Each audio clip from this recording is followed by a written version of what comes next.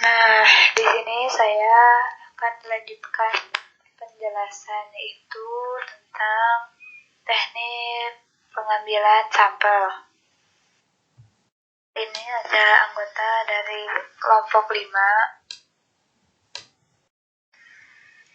Nah, topik pembahasan dari teknik pengambilan sampel ini yang pertama itu menentukan ukuran sampel, yang kedua menentukan kriteria sampel, dan yang terakhir menentukan teknik pengambilan sampel. Yang pertama, menentukan ukuran sampel. Beberapa hal yang harus dipertimbangkan dalam penentuan ukuran sampel adalah yang pertama itu dari tingkat keseragaman. Nah, semakin beragam data yang akan diambil sampelnya, maka semakin banyak pula sampel yang harus diambil. Yang kedua itu ada rencana analisis. Semakin detail rencana analisisnya, maka semakin banyak pula sampel yang harus diambil. Dan yang terakhir, yaitu ada biaya, waktu, dan tenaga yang tersedia. Kemudian menentukan kriteria sampel. Suatu studi dengan menggunakan sampel yang mewakili populasi atau disebut dengan representatif akan memberikan hasil yang mempunyai kemampuan untuk digeneralisasikan atau diberlakukan secara umum kepada populasinya. Nah, kriteria sampel yang representatif ini bergantung pada dua aspek yang saling berkaitan. Yang pertama itu ada akurasi, dan yang kedua itu ada ketelitian sampel. Nah, teknik pengambilan sampel itu sendiri terdiri dari dua jenis. Nah, yang pertama itu ada teknik pengambilan sampel probabilitas. Kemudian yang kedua ada teknik pengambilan sampel non-probabilitas. Yang dimaksud dari teknik pengambilan sampel probabilitas adalah suatu teknik pengambilan sampel yang mendasarkan diri bahwa setiap anggota populasi memiliki kesempatan yang sama untuk dipilih sebagai sampel. Nah, sedangkan pengertian atau maksud dari teknik pengambilan sampel non-probabilitas adalah suatu teknik pengambilan sampel yang berdasarkan pada setiap anggota populasi tidak memiliki kesempatan yang sama. Nah, jadi anggota yang satu memiliki kesempatan yang lebih besar dibandingkan anggota yang lainnya. Nah, selanjutnya ada teknik probabilitas. Nah, teknik probabilitas ini terbagi menjadi beberapa bagian. Yang pertama itu ada teknik acak sederhana atau simple random sampling. Nah, syarat yang harus dilakukan dalam teknik ini adalah jika populasi dari suatu penelitian itu homogen dan tidak terlalu banyak jumlahnya. Nah, tahapan yang dilakukan untuk menarik sampel ini, yang pertama yaitu membentuk kerangka sampel dan kemudian memberi nomor urut seluruh unsur yang ada dalam kerangka sampel tersebut. Yang kedua itu memilih unsur yang akan dijadikan sampel dengan cara undian dan menggunakan tabel angka acak. Nah, jenis dari teknik probabilitas yang kedua itu ada teknik acak sistematis atau systematic random sampling. Nah, jika jumlah populasi sangat banyak dan homogen dan jumlah sampel yang akan diambil juga banyak, teknik penarikan sampel acak sederhana akan menyulitkan dan akan merepotkan. Nah, untuk itu, jika syarat populasi homogen dapat digunakan cara yang lain, yaitu dengan teknik penarikan sampel acak sistematis ini, atau systematic random sampling. Nah, tahapan yang dilakukan untuk menarik sampel ini ada dua tahap. Yang pertama itu susunlah kerangka sampel atau daftar nama populasi dalam suatu kelompok dengan cara membagi jumlah populasi dengan jumlah respondennya.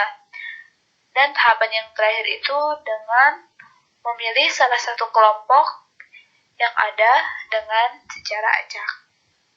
Nah, penjelasan selanjutnya akan dijelaskan oleh Mbak Iva. Di sini saya akan melanjutkan menjelaskan terkait dengan teknik pengambilan sampel, teknik probabilitas, yang teknik acak terlapis. Teknik ini dilakukan apabila populasinya heterogen. Teknik penarikan sampel ini harus melihat pada perbedaan sifat dari populasi. Ada dua jenis dari teknik ini, yaitu proporsional sampel sebanding dengan jumlah populasi dan non-proporsional tidak sebanding dengan populasi. Tahap yang dilakukan pada teknik ini antara lain, yaitu 1. Tentukan karakteristik, lapisan, atau kelompok populasi. Kedua, tentukan sampel dari setiap sampel atau lapisan. Ketiga, yaitu pilihlah anggota sampel dari setiap lapisan atau kelompok dengan bantuan teknik penarikan sampel acak sederhana atau sistematis. Teknik selanjutnya yaitu teknik acak berkelompok. Teknik ini digunakan jika kita memiliki keterbatasan karena ketidakadaan kerangka sampel atau daftar nama seluruh anggota populasi. Namun, kita memiliki data yang lengkap tentang kelompok. Terdapat dua teknik penarikan sampel acak berkelompok, yaitu penarikan sampel kelompok satu tahap digunakan jika karakteristiknya homogen, dan penarikan sampel kelompok banyak tahap jika yang diambil itu karakteristiknya heterogen.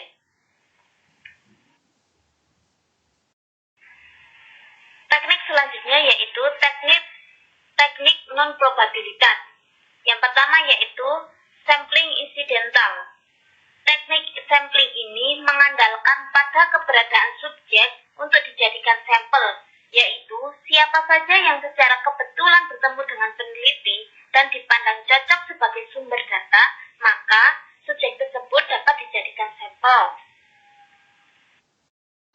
Non-probabilitas selanjutnya yaitu sampling purposive, yang merupakan teknik penentuan sampel berdasarkan pertimbangan penelitian atau evaluator tentang sampel mana yang paling bermanfaat dan representatif. Terkadang sampel yang akan diambil ditentukan berdasarkan pengetahuan tentang suatu populasi, anggota-anggotanya, dan tujuan dari penelitian itu sendiri. Jenis sampel ini sangat baik jika dimanfaatkan untuk studi penjajakan atau studi awal untuk penelitian atau evaluasi, yang kemudian dilanjutkan oleh penelitian lanjutan yang sampelnya diambil secara acak atau random. Teknik non-probabilitas selanjutnya yaitu sampling bola salju. Sampling atau snowball sampling. Sampling snowball dapat dilakukan jika keberadaan dari suatu populasi sulit untuk ditemukan. Dengan kata lain, cara ini banyak dipakai ketika peneliti atau evaluator tidak banyak tahu tentang populasi penelitian atau evaluasinya. Pada sampling bola salju, peneliti mengumpulkan data dari beberapa sampel yang dapat ditemukan oleh peneliti sendiri. Selanjutnya, peneliti meminta individu yang telah dijadikan sampel tersebut untuk memberitahu keberadaan anggota yang lainnya yang tidak dapat ditemukan oleh peneliti itu sendiri untuk melengkapi data. Pada penelitian kualitatif, banyak menggunakan sampel purposive dan snowball. Teknik non-probabilitas selanjutnya yaitu sampling kuota. Teknik sampling kuota merupakan teknik menentukan sampel dari populasi yang memiliki ciri-ciri tertentu sampai jumlah kuota yang diinginkan oleh peneliti terpenuhi. Pada sampling kuota dimulai dengan membuat tabel atau matriks yang berisi penjabaran karakteristik dari populasi yang ingin dicapai atau karakteristik populasi yang sesuai dengan tujuan dari penelitian. Untuk selanjutnya ditentukan sampel yang memenuhi ciri-ciri dari populasi tersebut. Prosedur dalam sampling kuota antara lain yang pertama yaitu populasi dibagi-bagi menjadi strata yang relevan seperti usia, jenis kelamin, lokasi, dan lain sebagainya. Yang kedua yaitu proporsi tiap strata diperkirakan atau ditentukan berdasarkan data eksternal, kemudian total sampel dibagi-bagi sesuai proporsi ke tiap strata kuota. Yang ketiga yaitu untuk memenuhi jumlah sampel untuk setiap strata, peneliti menggunakan ekspor. Demikian penjabaran dari kelompok 5 terkait dengan teknik pengambilan sampel. Kurang lebihnya mohon maaf apabila ada kesalahan. Sekian, wassalamualaikum. Wassalamualaikum warahmatullahi wabarakatuh.